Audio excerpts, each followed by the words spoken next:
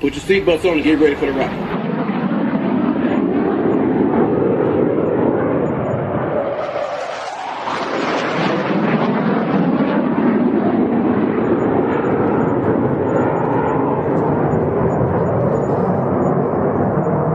We're the freaking New York Jets, so we're built for this shit.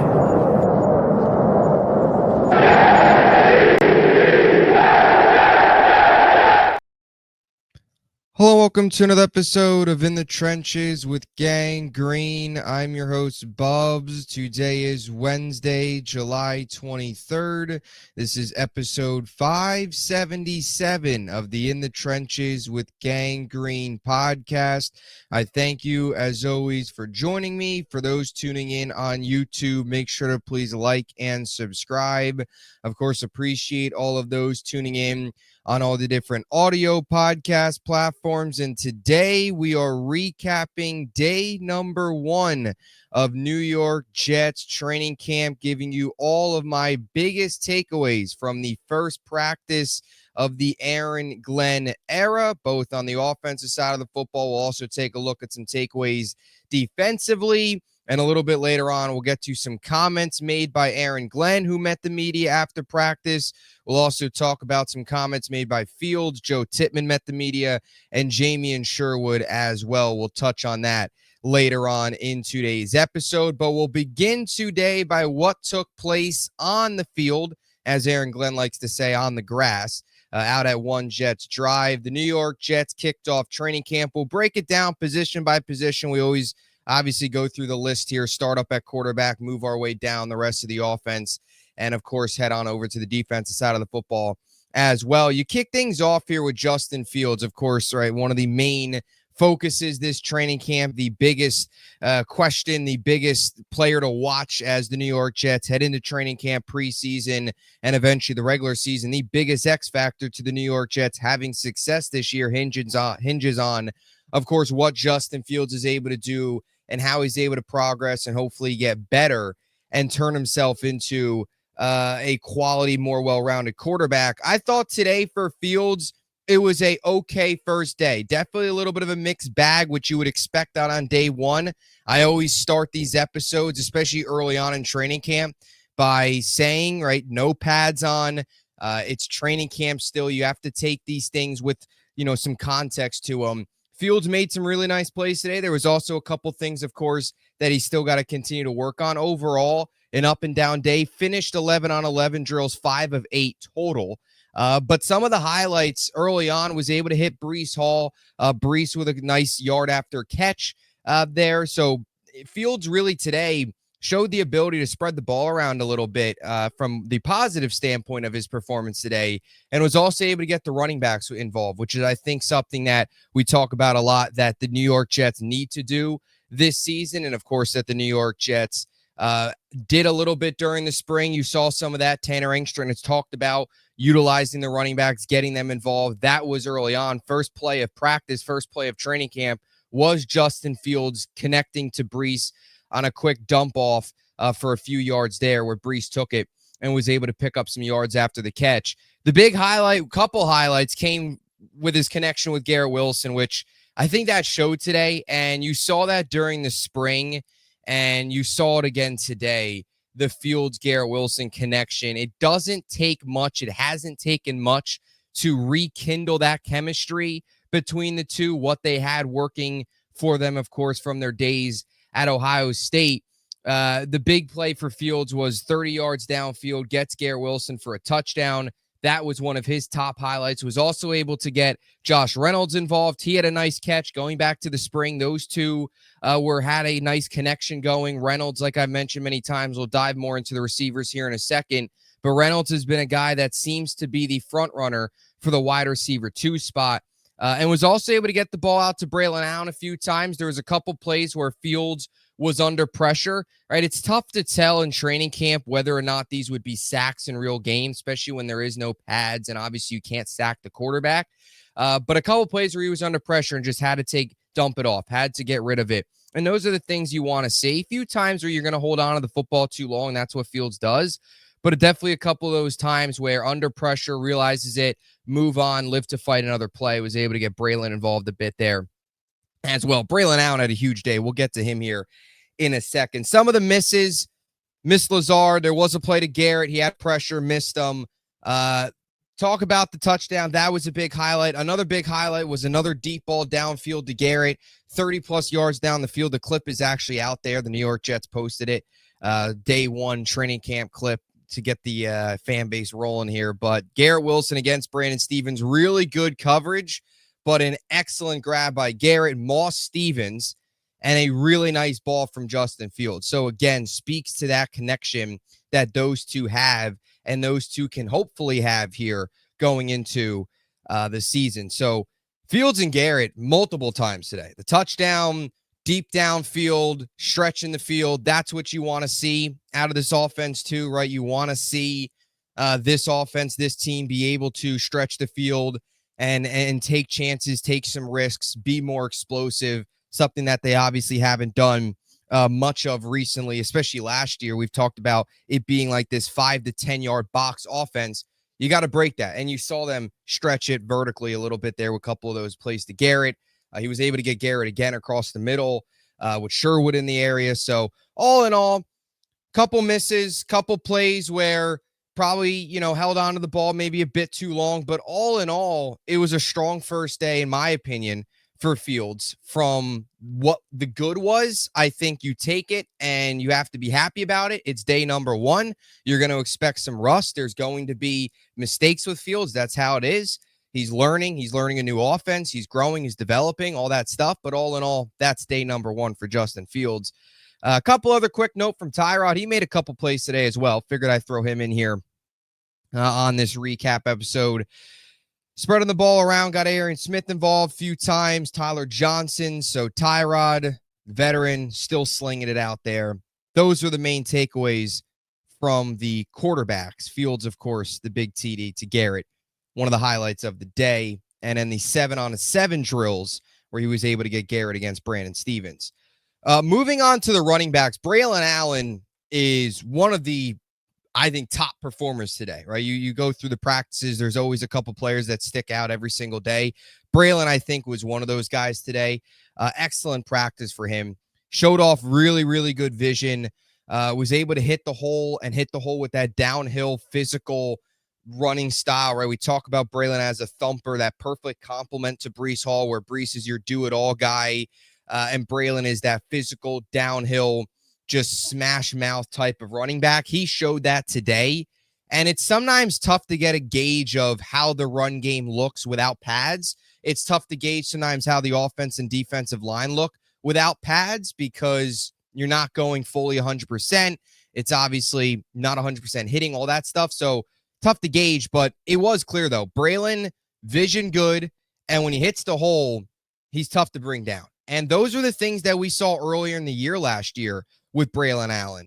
And the Jets ended up, of course, completely abandoning the run. It's going to be a big piece of this offense. And these is what you want to see here early on in the summer from a guy like him trying to make a year two leap. Many Jets fans, myself included, believe he can be one of this team's breakout candidates.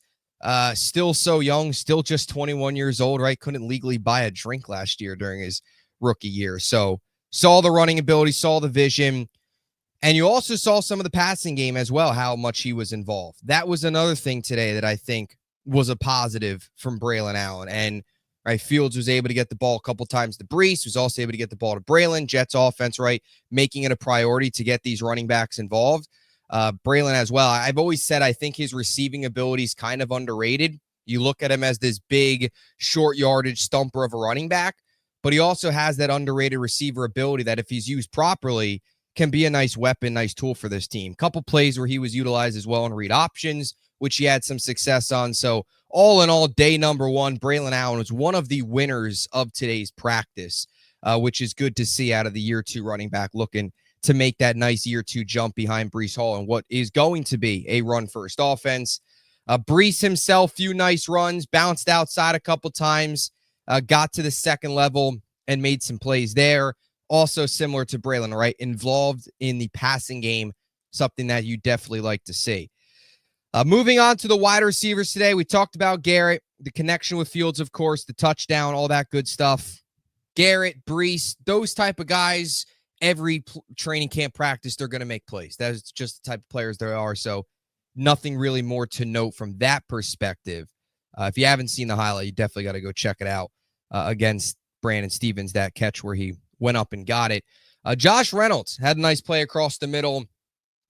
Still seems to be wide receiver 2 front runner, right? Good spring. Him and Fields just have a little bit of a natural connection. And I think another thing, too, that's working in Reynolds' favor is the fact that Tanner Engstrand, he coming from Detroit. Reynolds, of course, spent time in Detroit and had success there. And we talk about it all the time, but the way that this New York Jets receiver room is going to be laid out is, or pass catching as a whole is going to be laid out with this team. You're looking at Garrett, and then probably your 2-3 is Brees and Mason Taylor. And then your number 4 is going to be Josh Reynolds. And that's the role he played in Detroit. And I think Engstrand and this offensive staff look at Reynolds and say he can do that here as well, hopefully. Him and Fields kind of picking up where they left off, which was nice to see on day number 1. Tyler Johnson, I mentioned the play from Tyrod, had a nice quick kind of 5 to 7 yard reception. But Tyler Johnson's another one of these names to keep an eye on. Every single practice, if he can be productive, make some plays, he's somebody to keep an eye on. Right, a guy that's been in the league a little bit, hasn't gotten a ton of playing time, has flashed a little bit in some of the opportunities that he has gotten. Can he be a wide receiver 3? Does he emerge maybe as this team's wide receiver 3? What can he do? Right, it's really just a jumbled, I guess mess is the right word to use. We talk about it all the time with this receiver core. So you want to see who can emerge here in training camp. Tyler Johnson, nice play today from Tyrod. So a good start for him. Couple other notes from some of the young guys.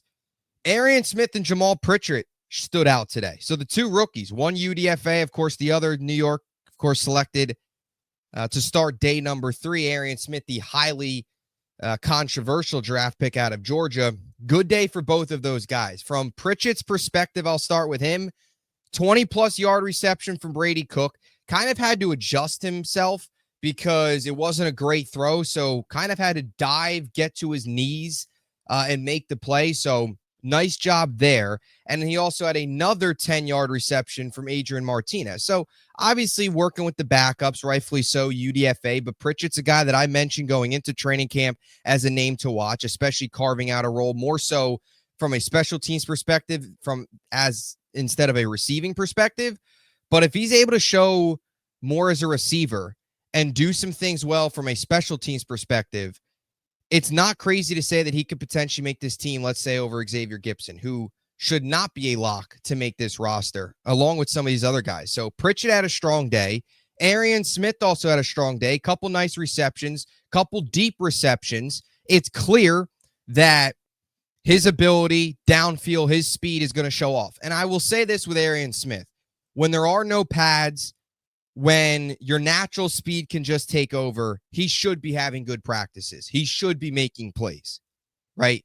When the pads come on, things get physical, route running becomes more of a emphasis. That's when we are really going to see what Arian Smith is all about, because he had a good spring. And today he also had a good day, right? Being that vertical threat, which is what I expect him to be in year number 1. The route running also looked crisp, right? So it was a strong day, but really for Arian Smith, it's when the pads come on, what do you look like? Because it's the physicality and everything becomes a little bit more difficult for a player like him that has a lot of room to grow. But a good start for him here on day number 1. And the route running is one of those big things that he's got to work on. And today it was solid, and you want to see that continue. Now, from a bad wide receiver perspective, Malachi Corley had a drop, which bounced off his arms, bounced off his chest, was nearly picked off. It was thrown from Brady Cook. I just don't know. I really just don't really know what else to say with Malachi Corley at this point. And I want him, again, it's day number 1 of training camp. We don't want to overreact to anything, but he didn't do anything in the offseason. The staff, of course, has no loyalty to him. They didn't draft him. And when you see some of these other guys like Pritchett and Arian Smith and even a Tyler Johnson, these other receivers step up, if Gibson has any of these productive days, and if Corley just continues to fall behind, it's hard to view him as a player that's going to be on this roster. It really is. And I know it's day one, and I hope I'm wrong. I hope he bounces back and does well, but Corley needs to have a good summer. He needs to really stick out, not just in training camp, but the games as well, right? Show that you can go out there in a game and do something, because he barely played last year, Go out there day number one and have a drop. It's just not a good start. Not a good start. And the fan base is going to get on you because you're already on the hot seat in terms of your roster positioning. So that's the wide receivers. In terms of O-line, D-line, it's with no pads, right? It's tough. You really don't have a ton of takeaways. But I do have a few that I do want to talk about. Olu had a couple nice reps in the run game that opened up a couple holes, right? Braelon, Brees had some success there. Michael Clemens actually had a pressure today, almost had a sack. So that's a surprise. You look at that third edge spot, somebody's got to emerge there. We'll see who it is. We'll actually get to some comments on Clemens here very soon. Eric Watts also had a pressure, and Will McDonald, we heard put on some size this offseason. Actually seeing him walk into the facility yesterday, you could tell he put on some size. But again, today, the size is definitely there. Put on a lot more muscle. So hopefully prime for another big season there from Will McDonald. But that's main takeaways there. From the edge perspective, though, Watts, Clemens, right? What can Tyler Barron do? What can Rashad Weaver do? All of those guys, especially with Jermaine Johnson starting the year out, going to ease back into things. Somebody's got to emerge there in that third edge spot. You saw some plays there from those two guys today. So we'll see how the rest progresses. But all in all, not a ton of takeaways. Day number one, O-line, D-line. More of that comes when the pads come on and the hits really start coming. As for linebackers, safeties, all that good stuff, linebackers, Quincy and Sherwood, a couple nice plays from them. No real surprise, right? They're elite. We know what they bring to the table. One of the better linebackers duos in the NFL. Sherwood, of course, fresh off the extension. We'll see what Quincy's contract is here down the road. Cornerback, safeties, couple takeaways. Stevens, a little bit of a mixed bag, I would say. Had a really nice pass breakup on a blitz. And blitzing something that we're going to hear a lot of, or see a lot of, I should say. And we heard Sauce talk about it yesterday, actually, about one of the things he's looking forward to this year is blitzing. And the New York Jets, they're going to blitz significantly more than this previous coaching staff under Saleh, Olberg, and all that stuff did. Not a very heavy blitzing team then, but this is going to be a staff, Wilkes, Glenn, they're going to blitz, and they're going to send corners, safeties, blitzes. They're not afraid to send the house. Stevens today on a blitz had a nice pass breakup in front of field, so that was a nice positive for Stevens, right? Very, very important training camp for him, even though it's only year number one in this contract. But because of how the struggles he's had, he's already under the radar. But then you had the tight coverage play against Garrett where good coverage, but a really good ball from Justin Fields and a really nice play from Garrett Wilson where he essentially mossed him. And that's something that Stevens, you want to see him make some of those plays and break up some of those passes, be able to play the ball a bit more. So for Stevens, it was nice blitz pass breakup, but then Garrett Wilson, he got the better of him. And for Stevens, right, we talked about this in the preview show for training camp. He's going to be getting a lot of opportunities against top receivers, whether it's Garrett. They've got the joint practices against the Giants. He's going to get some looks against Malik Neighbors. So Stevens is not going to be able to hide. He's going to have to get better. He's going to have to show improvement here. So that's day number one from him. A couple plays in the 7-on-7 drills. Michael Carter had a nice rep against Garrett Wilson. Michael Carter, somebody that, not that we really need to watch and evaluate so much from like what can he bring to the table, but just health-wise. Does he look healthy? Can he have a good camp? Can he have a good summer and stay healthy and have a season closer to what he had in 2023 than to what he had in 2024? Because you look at Michael Carter, right? This is a guy that went from highest paid slot cornerback in the NFL this time last year, getting a new contract, to they can get out of his contract after this year. If things don't go well, he could be out just like that. So good camp. You'd like to see a good summer from him, hopefully enter into a good season. So good start there from Michael Carter. And then Jarek Bernard-Converse, just some final notes here. Had a big hit against Pritchett. One of these guys competing for that final cornerback spot, right? You kind of feel like 5 cornerbacks locked in, and then it's JBC, it's Quantez Stiggers. So those are some bottom of the roster names to continue to keep an eye on. One special teams note, no real kicker punter updates. I'm sure those will come as the days go by, but one special teams note, Xavier Gipson in punt return drills dropped a punt. So not a good start for him, especially when your Jamal Pritchett rather has a good practice and Gipson has a punt hit him right in the chest and falls out. That's not good. Special teams battles are definitely something to look for. It's not the sexy thing that we all watch for in training camp, but it's something that's important. And we're just getting started here on day number 1. So those are the main takeaways from what took place on the field today out at One Jets Drive. Now, wanted to get into some comments and sound off the field after practice. Aaron Glenn met the media, Justin Fields, Joe Titman, Jamie and Sherwood. We all have some takeaways from them. Here was Glenn. We'll start with him on his mentality and what he told the team as training camp starts off today. This is something that I've been waiting on, for a long time. So it's first day, obviously. This is a one-day mentality for us.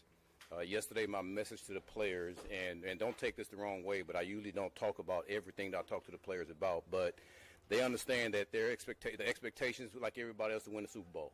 We got it. But we break those expectations down into stages.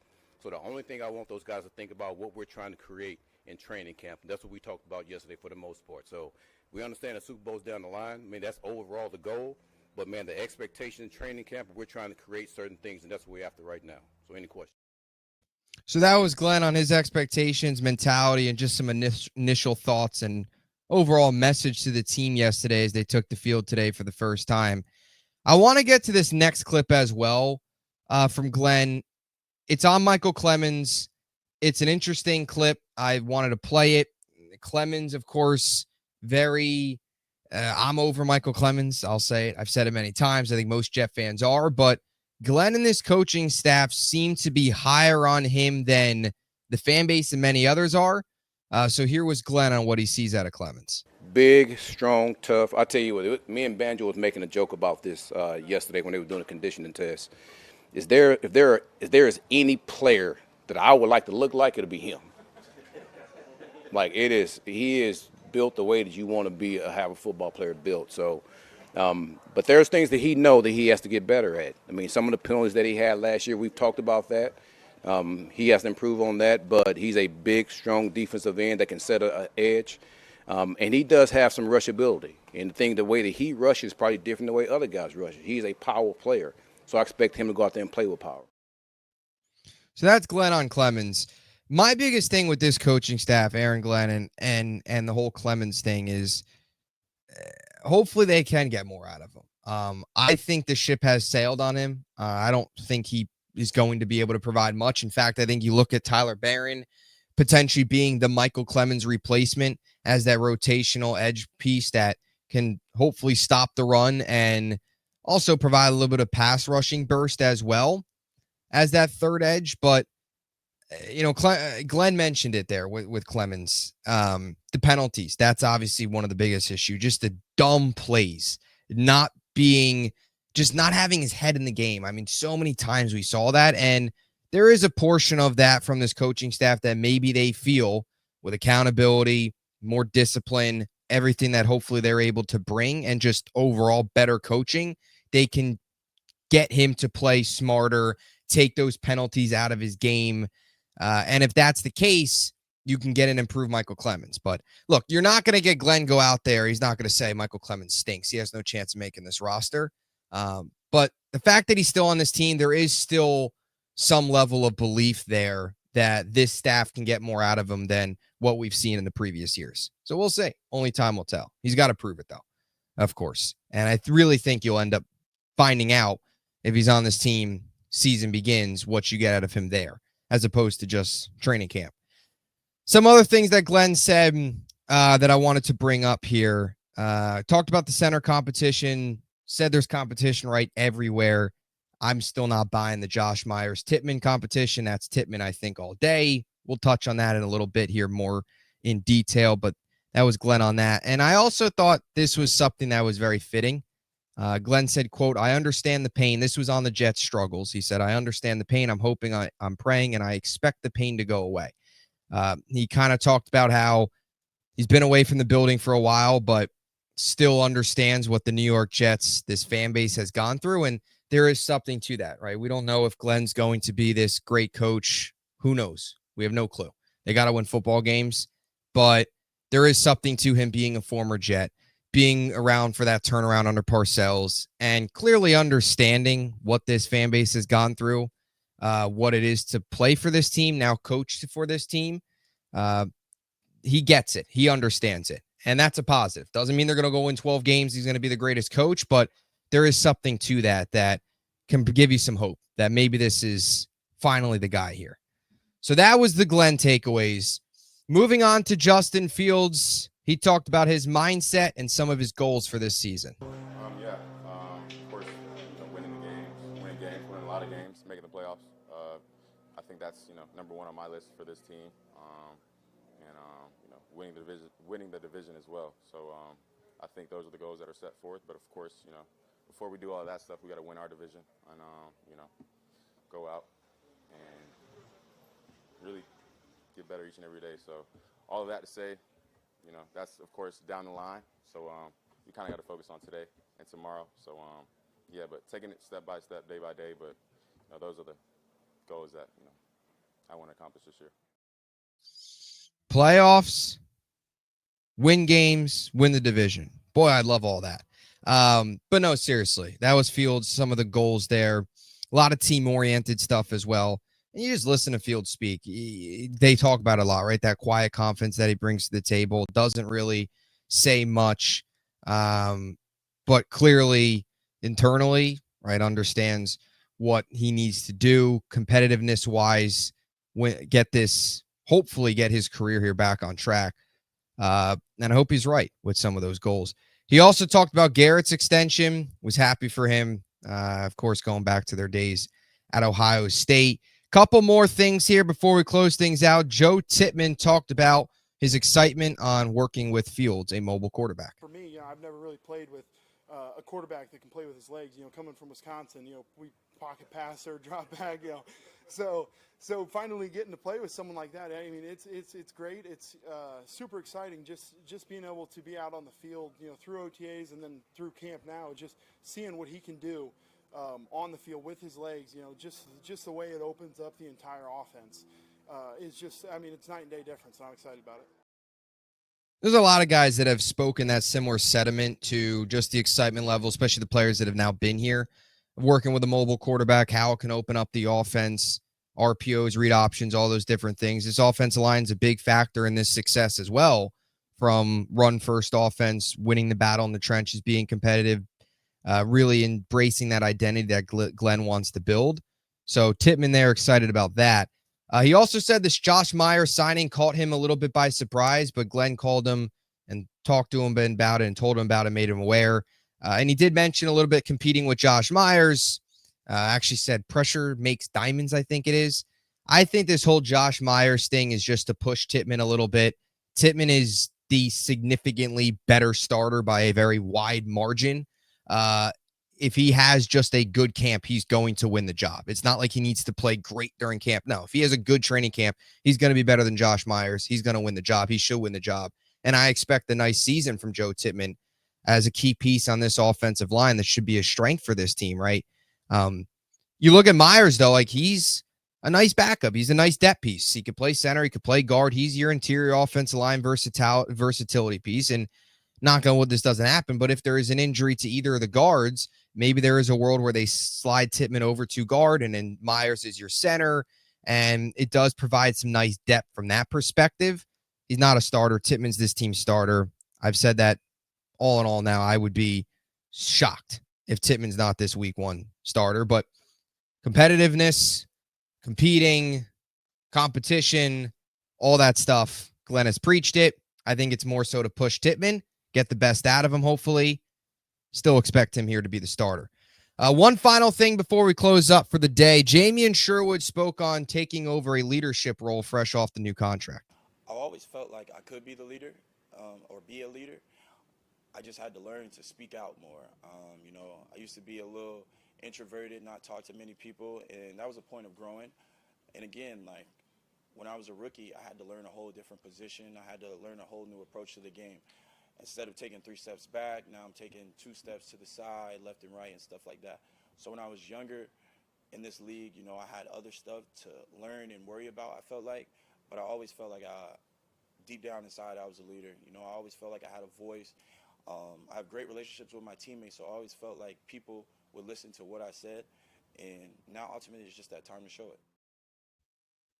This year for Sherwood is big in that standpoint of that leadership role, taking over essentially the quarterback, the captain of that defense, filling the shoes for CJ Mosley, right? He did a good job of it last year.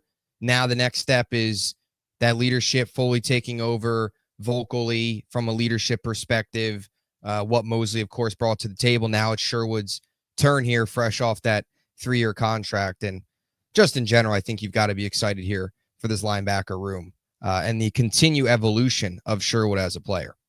So that's training camp day number 1 in the books. Great to be back. Love doing these episodes. Training camp's one of my favorite times of year. These episodes are some of my favorite to make. Tomorrow, the New York Jets will be back out at practice for day number 2. So we'll be here recapping it all. Let me know what you think in the comment section down below. What are your biggest takeaways from day 1 of New York Jets training camp? And any other thoughts you have on the New York Jets, let me know down below. Appreciate your support as always. Until next time, JETS, Jets, Jets, Jets.